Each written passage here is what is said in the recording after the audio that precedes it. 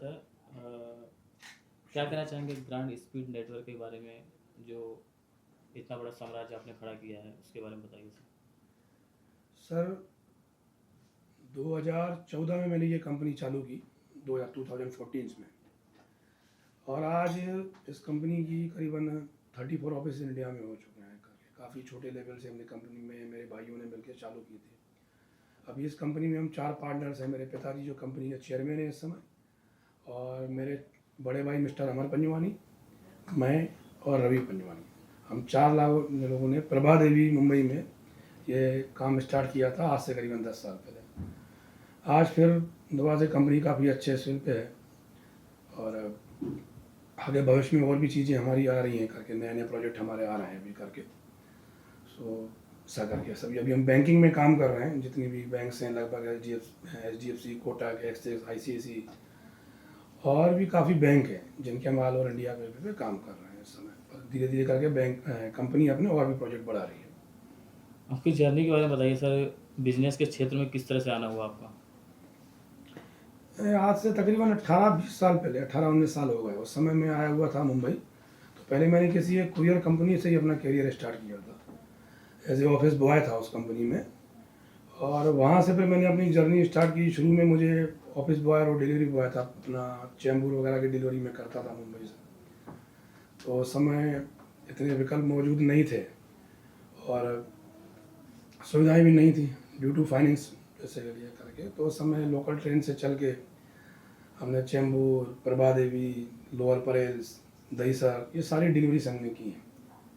और काफ़ी नीचे से मैंने, यानी हमारे ट्रेड में लॉजिस्टिक कुरियर कार्गो में ऐसा कोई चीज़ नहीं बची। यानी आप समझ लीजिए delivery boys, office boy, peon, house keeping और इसके अलावा CS, और ये सारी चीज़ें करने के बाद managers, senior managers, branch managers, उसके बाद कंपनी में डायरेक्टर।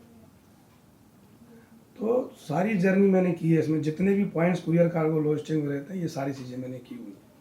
सर सबसे पहले तो आपको बधाई देना चाहूँगा कि जो आपकी फ़िलहाल कंपनी है 3PL में काम कर रही है, अब इसे वेयर हाउस में करने जा रहे हैं। क्या कुछ कहना चाहेंगे इसके बारे में, किस तरह से कार्य करेगी आगे। एक ड्रीम रहा मेरा कि मैं अभी 3PL में काम कर रहा हूँ करके। अभी मेरा एक ड्रीम रहा कि मैं ऑन वेयर हाउसिंग पे काम करूँ। जैसा कि आपको पता है कि अभी मैंने अपना ऑन वेयर हाउस लिया है भिवंडी में, और गए हफ्ते उसकी ओपनिंग भी कर दी और काम भी शुरू हो गया वहाँ से अभी। अभी ये जुलाई एंड में और अगस्त फर्स्ट वीक से हमारी करीबन 30 से 35 गाड़ियाँ, हालांकि हमारा चाइना तो ज़्यादा का है, पर 30 से 35 गाड़ियाँ हमारी महाराष्ट्र के लिए शुरू हो जाएंगी। लाइक जैसे यहाँ से गाड़ी मुंबई से Poona up down, Nashik up down, Ahmednagar up down, Malegaon up down, Aurangabad के लिए, नागपुर। अब नागपुर थोड़ी दूरी पे ज़्यादा पड़ता है, तो आके गाड़ी सेम डे वापस नहीं जा सकती। तो एक गाड़ी नागपुर से, एक गाड़ी मुंबई से, 2 गाड़ी रास्ते पे, ऐसे करके। और फिर यहाँ से हम लोग पूरा कवर करेंगे अपना, समझ लीजिए पूरा मराठवाड़ा, खानदेश, विदर्भा। तो पहले स्टेप में हम लोग ये शुरू कर रहे हैं काम करके, और इसके बाद फिर आगे देखते हैं जैसा हुआ। टारगेट्स नए नए काफ़ी सेट किए हैं हमने, इस तरह से शुरू कर रहे हैं। क्या पूरा नेशनल लेवल पे ले जाने की प्लानिंग है आपकी कुछ। बिल्कुल प्लानिंग से, बिल्कुल ऐसी प्लानिंग है। तो जैसा कि आपको हमने बताया है कि मैं इस ट्रेड में ज़मीन से जुड़ा हुआ आदमी हूँ, तो कोई हड़बड़ाहट नहीं चाहता। धीरे से अपना काम स्टार्ट करेंगे। जो भी काम होगा, ये नहीं कि भाई दिखाया ये हो गया, वहाँ ऑफिस खोल दिए, ये ऑफिस खोली, ये कुछ भी नहीं। जो भी काम होगा उसमें सर्विस को प्रायोरिटी दी जाएगी कि हम कम से कम पैसा लेके बेहतर से बेहतर सर्विस कैसे दे सकते हैं। तो हमारा सारा ध्यान उस पर ही है। हिंदुस्तान छोटी कंट्री नहीं है, बहुत बड़ी कंट्री है। तो इसलिए हम लोकल स्टेट से अपने शुरू हुए महाराष्ट्र से, और धीरे धीरे करके इसको फिर बढ़ाएंगे। तो पहले लोकल स्टेट, उसके बाद पूरा वेस्ट जोन, गुजरात, गोवा, महाराष्ट्र, उसके बाद फिर नॉर्थ की तरफ। ऐसे नहीं, हमने ऑफिस बाहर शुरू कर दिया। लाइक दिल्ली में ऑफिस शुरू कर दिया, दिल्ली सिटी में भी है, दिल्ली एयरपोर्ट के बाहर भी ऑफिस शुरू कर दिया है, लखनऊ ऑलरेडी ऑफिस हैं, बनारस ऑफिस हैं, बेंगलोर ऑफिस ब्रांच ऑफिस है, मुंबई में 4 ऑफिस हो गए, हब हैं, पूना ऑफिस हैं, और भी कई जगह ऑफिस हमने शुरू कर दिए। अभी वो अपने लोकल स्टेट पे थोड़ा थोड़ा काम कर रहे हैं, बाद में इन सबको क्लब कर दिया। क्या आप अपने कंपनी के द्वारा एक ऐप लॉन्च कर रहे हैं, इस ऐप का किस तरह से कार्य होगा, किस तरह से ऐप काम करेगी। जानकारी आप लोगों को हर चीज़ की रहती है। शुक्रिया। अभी क्या है, जो हम अभी करंट में बिजनेस कर रहे हैं, वो बिजनेस कर रहे हैं B2B, यानी business to business, bank to bank. तो लगभग सारी प्राइवेट बैंक जो हैं वो ग्रांट स्पीड इस समय काम कर रहा है। तो अभी हमने जो नए जो भिवंडी चालू किया है हमने, तो उसमें हमने 2 चीज़ों को प्रायोरिटी दी है। एक तो B2C यानी बिजनेस टू कस्टमर, फिर एक C2C यानी customer to customer, client to client. उसके लिए उन्होंने ऐसा तय किया है कि अभी हमने एक ऐप लॉन्च किया है। फॉर एग्जांपल आप दिल्ली बैठे हैं या यूपी के या साउथ के किसी गांव में आप बैठे हुए हैं, वहाँ से आप कोई कुरियर फिर से शुरू करते हैं। भाई बनारस से अगर कोई आपको पार्सल भेजना हुआ मान लीजिए दिल्ली, तो आपको कुरियर की जगह जाना पड़ता है। अब हमने ऐसी चीज़ उसमें कर दी है कि आप हमारे ऐप पे जाएंगे, अपना फ्रॉम पिन कोड और टू पिन कोड दोनों डालेंगे और जो शिपमेंट आप दे रहे हैं उसका वेट डालेंगे। इसके बाद उसमें आपको ऑप्शंस आ जाएंगे हमारे ऐप पे कि आपको कितने दिन में डिलीवरी चाहिए। 1 से 2 दिन में चाहिए, 2 से 3 दिन में चाहिए, आपको सर्विस में चाहिए, बाई एयर चाहिए, बाई रोड चाहिए, वो सारी चीज़ें उसके अंदर आएंगी। उसमें इस बार आपकी जो चॉइस है उसको ले लीजिए, उतना वो फिगर आपको बता देगा। फिगर बताने के बाद आप उसमें अपना KYC अपलोड कीजिए, पैसे आपने ट्रांसफ़र कीजिए GST के साथ, फिर एक बंदा आएगा आपकी तरफ से पिकअप कर जाएगा। आप इंडिया के लगभग किसी भी कोने में बैठे, लगभग 13-14 हज़ार पिन कोड हमने कवर किए हैं इसमें, और ये भी इसी वीक में ही हम लॉन्च कर देंगे इस चीज़ को। तो उससे क्या होगा, कुरियर कार्गो जो भी पार्सल आपको भेजना हो वो आपके घर से हम लोग पिकअप कर लेंगे ऑल इंडिया में। मेट्रो तो सारे हैं, metro, semi metro, urban, rural, ये चारों इसमें चीज़ हो जाएंगे। बाकी आगे के पिन कोड भी हम कर रहे हैं इसमें, तो आपको एक एक 2-2 पार्सल के लिए कहीं जाना नहीं है। जो भी होगा सब आपके घर से उठा रहे हैं। और आने वाले टाइम में रक्षाबंधन का भी त्यौहार आ रहा है, तो इसलिए उसको इस समय हमने लॉन्च कर दिया करके। तो सर ऐप का कोई चार्जेस है, कहाँ से डाउनलोड होगा, कुछ डाउनलोड का चार्जेस है या कुछ? नहीं, प्ले स्टोर से ये होगा, डाउनलोडिंग का कोई चार्जेस नहीं है, सब चीज़ें उसके अंदर फ्री हैं। सिर्फ जो कुरियर का आपको पैसा जो देना पड़ेगा, उसमें भी हमने सोचा है कि कम से कम पैसे में हम बेहतर से बेहतर सर्विस कैसे देते हैं। हमारा ध्यान सारा उस पर ही है करने के लिए कि आपको कहीं जाना ना पड़े, घर बैठ के आपके ऑफिस में बैठ के आपको चीज़ मिल जाए। फिर ये सारी ट्रैकिंग आपने जब शिपमेंट दिया, आप डिलीवरी हुआ, तो ये सारी जो शिपमेंट ट्रैवल करता है वो हमारी वेबसाइट पे grant speed network private limited पे आपको देखेगा, www.grantspeednetwork.com। उस पर ये सारी चीज़ आपको दिखेगी। और जैसे शिपमेंट आपका डिलीवरी होता है, जिसको जो आपने डिलीवरी में जिसके लिए दिया है, जैसे ही वहाँ शिपमेंट डिलीवरी होता है, इमीडिएटली तत्काल प्रभाव से आपके मोबाइल पे, उसी मोबाइल पे जिससे आपने बुकिंग की थी, आपको मैसेज आ जाएगा ये शिपमेंट आपने बुक किया था, ये हमने डिलीवरी कर दिया। पेमेंट भी ऑनलाइन? पेमेंट सारा ऑनलाइन है विद GST, ऑफलाइन कुछ भी नहीं। सर आपसे एक और सवाल है कि इतने कम समय में इतना बड़े मुकाम पर आप पहुंचे, इसका श्रेय आप किसे देना चाहेंगे? सही मामले में देखिए सर, मेरा अकेला कुछ रहा नहीं। मेरे दोनों भाई, मैं, मेरे फादर, हम चारों मिलके बहुत मेहनत की है। अकेला मेरा कुछ भी नहीं। ईश्वर की कृपा तो मेरे साथ हमेशा रही है, और मेरे भाइयों ने बिल्कुल मेरे साथ लेके काम चालू किया। मेरी कंपनी में डायरेक्टर्स हैं, श्री अमरलाल पंजवानी आज ऑपरेशन के डायरेक्टर्स हैं, सारा ऑपरेशन वो देखते हैं, उनके अंडर में आता है, टीम है उनके अंडर में। रवि पंजवानी मेरे छोटे भाई हैं, सारा CS अकाउंट्स सारा वो देखते हैं, सब उनके अंडर में आता है, उनकी एक टीम है, वो देख करते हैं। और फाइनेंस इस कंपनी के चेयरमैन हमारे फादर श्री भजनलाल पंजवानी वो देखते हैं। बाकी मैनेजिंग डायरेक्टर मैं कंपनी हूँ, तो बाहर के ऑफिस वगैरह मैं देख रहा हूँ। तो चारों मिलके हम लोगों ने ये काम किया। देखिए बात तो निश्चित है कि कोई भी काम होगा, कोई भी बिजनेस करना, एक टीम में ही काम होगा। अब हमारे बिजनेस में क्या है, लॉजिस्टिक कुरियर में 4 पिलर हैं बहुत बड़ा: ऑपरेशंस, फाइनेंस, सॉफ्ट ऑपरेशन यानी कंप्लेंट्स वगैरह, इंक्वायरी वगैरह, एंड मार्केटिंग। तो मार्केटिंग मेरे अंडर में आ जाती है। फाइनेंस हमारे फादर देख लेते हैं यानी श्री भजनलाल पंजवानी। हार्ड ऑपरेशन हमारे पंजवानी मेरे बड़े भाई देखते हैं, कंपनी में डायरेक्टर्स हैं। सॉफ्ट ऑपरेशन रवि पंजवानी देख लेते हैं। तो हम चारों मिलकर ये काम कर रहे हैं, इसलिए ये सारी बिजनेस है। तो इसमें अकेला श्रेय मेरा नहीं, मेरे भाइयों का, मेरे फादर का। सर इसमें जो लड़के काम करेंगे, जो यहाँ से वहाँ तक पहुँचाने वाले बंदे, वो आपके पर्सनल रहेंगे या जैसे जोमेटो उबर में हायर किया जाता है वैसे होगा? नहीं, पर्सनल तो नहीं, एक सिस्टम से जैसे स्टाफ रखा जाता है कंपनी में, उसी सिस्टम से सारे तो कहीं ना कहीं ऐसा माना जाए कि बेरोजगारों को रोजगार भी इससे मिलेगा?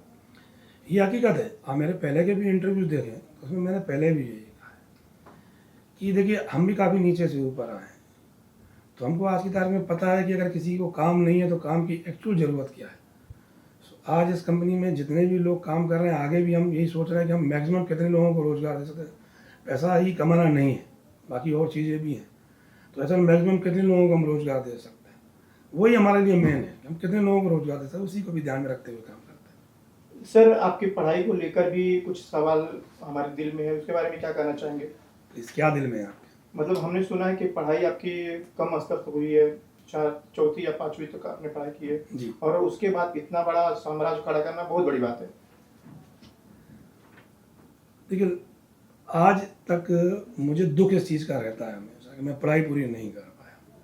ये दुख मेरे को हमेशा रहता है कि पढ़ाई पूरी नहीं कर पाया, पर ठीक है, अब जो चीज़ चली गई वापस तो नहीं आ सकती कम से कम। लेकिन क्या है कि एक स्किल होती है, एक सोच होती है।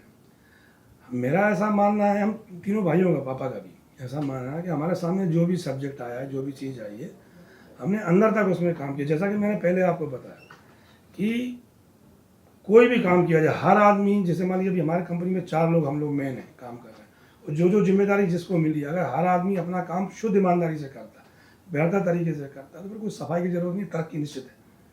ये तरीके है। तो हम लोग तीनों भाई पापा अपने अपना जो हम लोगों को प्रोफाइल मिला है कंपनी में, जो प्रोफाइल में हम लोग काम कर रहे हैं, शुद्ध ईमानदारी से कर रहे हैं, इसलिए तरक्की हो रही है कंपनी की।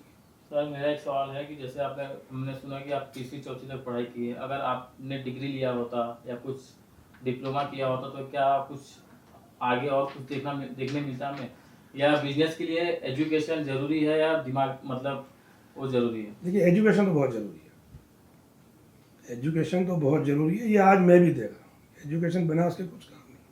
हम तो आज भी जितने लोग हमारे यहाँ काम कर रहे हैं या मिलने जुलने वाले हैं, या जो लोग बेचारे कम सैलरी पे काम करते हैं, उनसे बोले भाई थोड़ा कम करो, ये कुछ भी करो, बच्चों को पढ़ाओ जरूर। ठीक है, ईश्वर की कृपा रही, हम लोगों की मेहनत रही है, हम लोगों ने काम खड़ा कर लिया, लेकिन पढ़ाई कम होने का तकलीफ मुझे आज भी होता है। कहीं ना कहीं मुझे ऐसा महसूस होता है कि यार ये करना चाहिए था, पर ठीक है, अब स्थितियाँ ऐसी थी, परिस्थिति ऐसी थी, तो फिर ही नहीं। पर ठीक है, अब ईश्वर ने कुछ अच्छा ही सोच रखा था हमारे लिए, तो रिजल्ट आपके सामने।